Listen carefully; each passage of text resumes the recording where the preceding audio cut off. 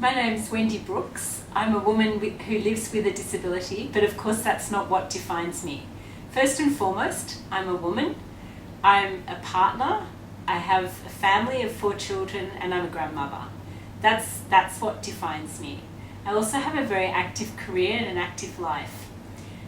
I first acquired my disability when I was 40, so that's nearly 18 years ago. And I acquired a disability because I have a neurological condition called multiple sclerosis, and it came on very fast. And in the early stages, when I had a number of attacks and in very short succession, it meant that I had to use a wheelchair very quickly in the progression of the illness, and I had to really adjust very quickly to not having the physical abilities that I'd had before and having to readjust to my environment. And suddenly, coming from a person who thought that I could do anything in the world, really, I was very privileged, I had a good education, I had a very good background, I suddenly realised that there were so many barriers to me really being the best that I could possibly be. And many of those barriers, despite my privilege and where I sat in the world, were completely insurmountable. You know, if I tried to go to a meeting and I was using my wheelchair and suddenly there were a whole lot of steps in front of me, it didn't matter how much privilege I had in my life, I still couldn't make those stairs accessible. And it really shocked me that this is something that people with disabilities face every day of their lives in a very wealthy and the most livable city in the world, which is Melbourne. So it made me start to think, what is this actually like for people all over the world who are not living in cities like Melbourne and don't have all the access to privilege and advantages that I have as well. But it took me many years of living with my disability and learning how to accommodate and how to make allowances and call up in advance before I went to meetings or before I had to speak at functions to check whether there was access or to check where there were barriers. It took me many years to realise that actually I should be doing something about this and speaking out on behalf of women who didn't have a voice. And I say women because I decided to focus my advocacy and my work outside my own profession on women with disabilities. Why did I do that? Well, I was convinced quite early on that women with disabilities are really at the bottom of the heap.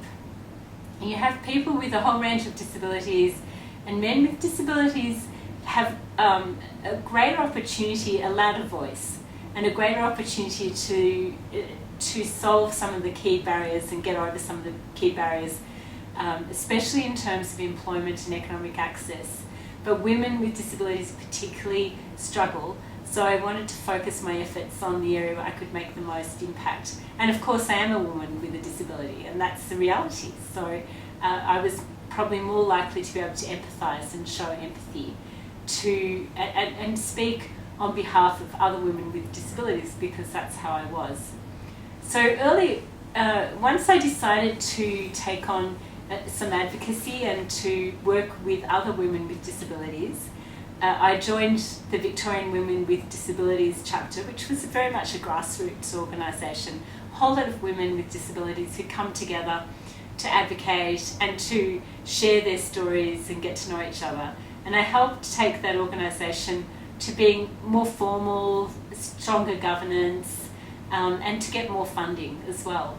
So now the Victorian Women with Disabilities organisation is quite strong, has a wonderful CEO in Karen Howe, who's a woman with a disability, who advocates very strongly and is very effective in what she does, and wonderful empathy as well.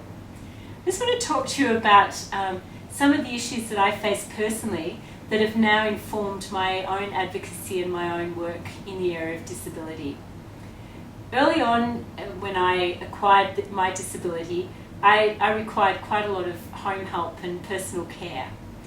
And I think that in the area of special care, particularly in Australia, but I think all over the world, this is going to increase. When you need to access personal care and personal assistance in the home, that's very intimate. And that's where you become very vulnerable as well. You can become very vulnerable. So I think it's important when we provide opportunities for people with disabilities to have personal care and home care, that we ask the people with the disability what's going to suit them. And we really work with them to find the best people who can actually support and assist them and enable them. This sort of support should be professional. It should be warm and empathetic, but it's not personal. It's not a favour that's being done to that person. It's an enabler and an empowerer. So this has actually helped inform me and in the decisions that I've made around an organisation that I've set up called In Life. And I decided with a couple of other people to start an organisation in Australia that would do home care and personal care differently, that would actually work with the person with the disability to find the most compatible carers to work with them on a consistent basis, and then set up using some technology, using really good ways of rostering, using an online and database system to make sure that the people who needed the most support and care to enable them and empower them could have regular carers and carers that they really liked to help them to be the best they can possibly be. And that program's called In Life, and it's already been running for just over a year and is doing things differently. And of course it won't be the full solution for everybody, but what we want to do is have a model, have a pilot that then can be replicated by other organisations and others. Because we shouldn't just think that providing this intimate support, this very, very close care for people with disabilities is something that is just one size fits all, or that can be commoditised. It has to be done in a very personalised way. So this has all been in response to the context of the National Disability Insurance Scheme in Australia. And this is one of the most fundamental changes in public policy in Australia, across any area. But for disability, it's quite extraordinary, and it's only just being rolled out. The National Disability Insurance Scheme is a scheme where people who have what they call profound and ongoing disabilities are eligible for support and funding for support that's paid directly to them.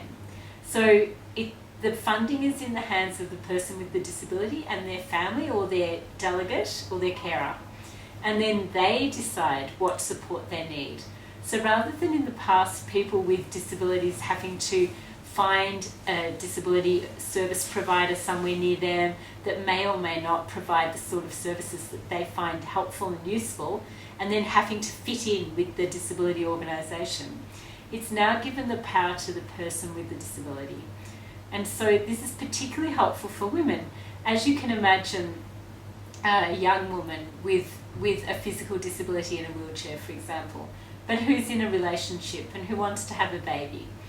That person, that woman might have a disability insurance scheme package, but the sort of services she may have had before she was pregnant or before she had her babies will be different to what she requires once she's pregnant and once she's had her children.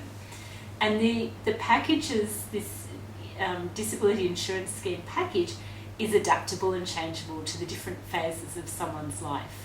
And this is very, very important, that the person with the disability has control over how they spend their package and their services, and has some control.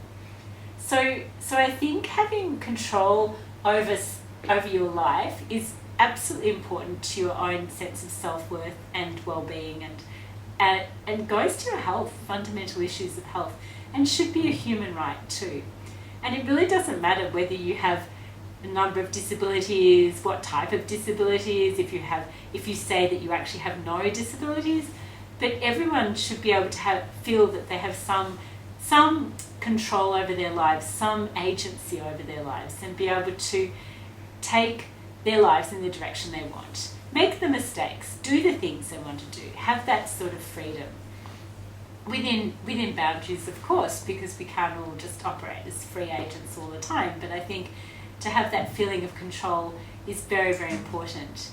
And when I spoke to recently, I did like a speed dating with young women with disabilities, and we had some mentors come and speak to some young women, and they were all between 18 and 26, 27, and they came and met, and the mentors went from one table to the next and talked to these young women and asked, were to ask them what sort of things concerned them, and how could they live the best that they could possibly live. I started off my question by, tell me a little bit about yourselves. Tell me about you. And I was really shocked that with the first group I started having this discussion with and asking these questions of, the young women all started by telling me their diagnosis. They went straight to, oh well, I'm Annie and I have cerebral palsy. Or I'm Gail and I have muscular dystrophy. And it went on like that. And I looked at them all and I said, no, I want you to tell me about yourself. Tell me what gets you up out of bed in the morning. What excites you? What makes you passionate? Because if you can't articulate that and you don't actually have that sense of self-worth, then how are you ever going to do anything in life? How are you ever going to enjoy life and really be the best you can possibly be? So once they were a bit confronted and a bit surprised. And then I gave them a bit of time to think about it, but I wouldn't let up. I said, tell me what gets you out of bed in the morning. And then they started to tell me, oh, well, I've joined this group and I go to choir once a week, and it's great because it's an inclusive choir and I can go along and I can be with all types of people of all abilities, and I feel like I'm part of the community. Otherwise, the rest of my week's with people with disabilities or disability organisations. And then someone else said to me, oh, I've joined this volunteering group and we go to the local primary school and we hear kids read. And I really like that because the young children give me great energy and I really enjoy talking to them and I enjoy telling stories. And another woman said to me, I've always been really interested in art, and I was always told at school I can never do art because I've got a disability. But I've really learned a way of expressing myself through visual arts. And so I love going along to my art classes, and that's what I really enjoy. And so when we started talking about that, it became clear to me that none of the women in the groups, and I spoke to over 100 women with disabilities that day, young women, and none of them had full-time jobs at all. And all of them thought that they could make much more contribution to the community if they were able to get some employment, some sort of employment. So I started to think about what is it that's stopping these bright young women with plenty of passion and the ability and some education too, and often some of them have had tertiary education. What's stopping them from having jobs outside the disability sector?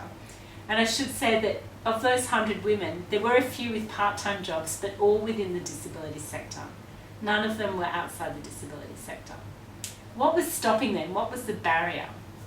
So I started doing some research into hiring, human resources and hiring practices. And there's some really interesting research out there. One of the most amazing findings is that if you gave the HR consultants in any big business, when they're screening the job applications, and often in big organisations they'll get hundreds and hundreds of applications for the one job. When they're screened, if you gave those same people who make the shortlist a whole set of photographs and you ask them to select the shortlist just from the photographs, not from any detail about that person at all, they'll pick the people that look like them. So can you imagine if you've got people with a range of disabilities that don't look like them, and they're fronting up for interviews, or even if they do get past that initial shortlist process and they're fronting up for interviews, they don't look like the people who are going to shortlist them.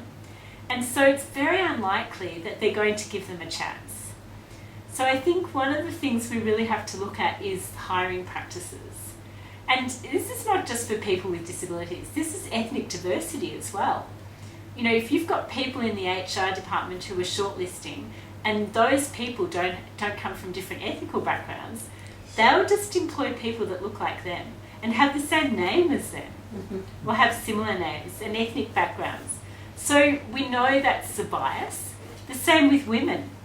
Women compared with men. You know, more men will get selected by HR departments where there are more men on the selection panels.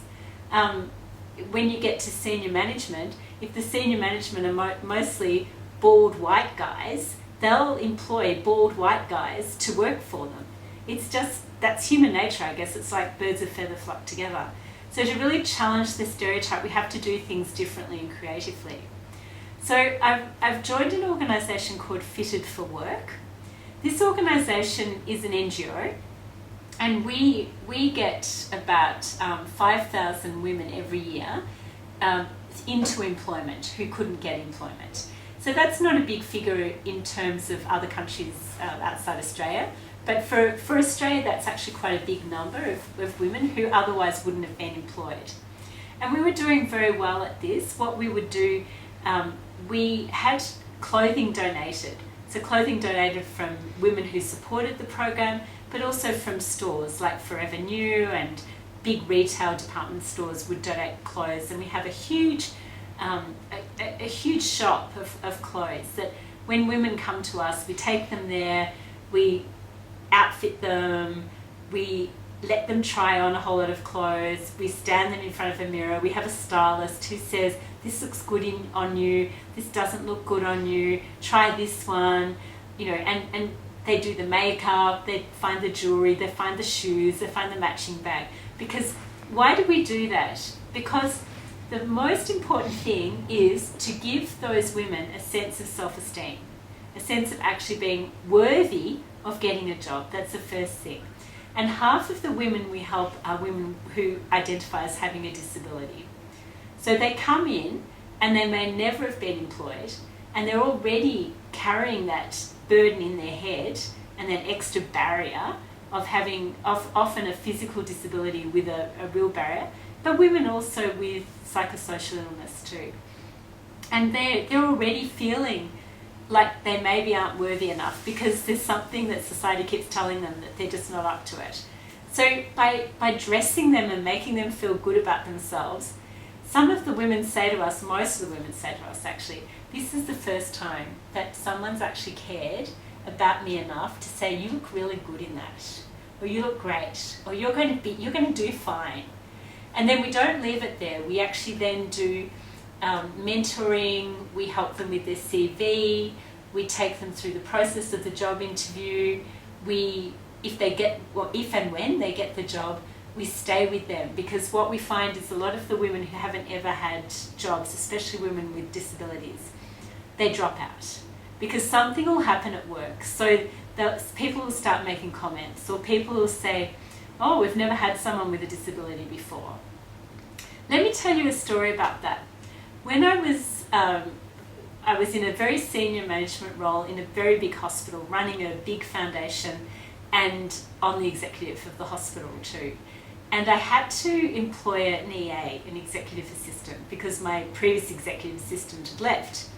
And I shortlisted a whole lot of really, really good, competent people. And it came down to one woman who I thought would be really, really good. And I was in a wheelchair. I had to use a wheelchair at that stage. And it just never occurred to me that that might be an issue for anyone, because I was running this big area. I had a lot of staff, and I was in control. It just never occurred to me it would be a problem. And then I phoned the woman who I'd shortlisted and who I'd selected and said, I'd like to offer you the job. And she said, oh, look, I've had second thoughts. I don't think I'll take it. And I said, oh, really? So tell me why. What's the reason? Why are you thinking now you won't take it? And she said, well, look, to be perfectly honest, I've never worked for a woman in a wheelchair before. And I said to her, I was so shocked. I said to her, you know what? I haven't either. So I'm sure we'll work it out. So she just laughed, and then she stayed with me for 6 years. She was fine after that. But I think sometimes there are so many perceived barriers that are not real barriers. So we have to work with women who do get employment and make sure we're with them to help them when they hit those prejudices and those barriers and discriminations in their workplace. But let me tell you, with that organisation, Fitted for Work, it wasn't enough to just help women to get employment and women with disabilities to get employment. We had a demand, but we didn't have the supply of jobs. So we were always struggling to find the jobs. So what we did was we partnered with some very big employers, and one of them is Yarra Trams. And Yarra trams are the biggest form of public transport in Melbourne, and it's a big transport company, basically a public transport company. And they were saying that they had, as an organisation, made a complete strategic decision to diversify their workforce. They mostly employed men, and most of the men were middle-aged. Now, driving a tram is actually something you can sit and do. You need to be able to use your arms, but you as long as you can someone can help you get into your seat as a tram driver, you can drive a tram. If you're a paraplegic, absolutely fine. And there were many people with different types of disabilities who could have been tram drivers. So, and then there were the administrative tasks as well. So we formed a relationship with Yarra Trams where they would tell us when they had a job that came up, and then we would select some women who could apply for that job, who'd be suitable for that role. And over a 1 year period, we've placed over 500 women in Yarra Trams and helped them to diversify their workforce. And they are so happy because, every one of those women with disabilities who gets a job with Yarra Trams, they're so dedicated and they're so pleased to have a job that they'll do everything for that job, and they'll be so committed to the organisation. They're the best employees. So I think I've probably given you a good idea of the areas that I'm really passionate about. I think economic empowerment for women with disabilities is very, very important. I think women who have to rely economically for their whole lives on their families, on their partner, on their husband, it doesn't give them the freedom. It certainly doesn't give them the freedom if the marriage goes bad, if there's violence in the relationship, if they face other difficulties in their lives. If they don't have economic empowerment, then they have a lot less options. So I think economic empowerment is very important. But I think really ultimately it's not only about getting employment. I think everyone wants to be the best that they can possibly be. Everyone wants to feel like they're contributors and they're needed by the community. Whether that's paid employment, whether that's volunteering, whatever you do, we need to be empowering and enabling people with disabilities to be able to be the best they can possibly be. Thank you.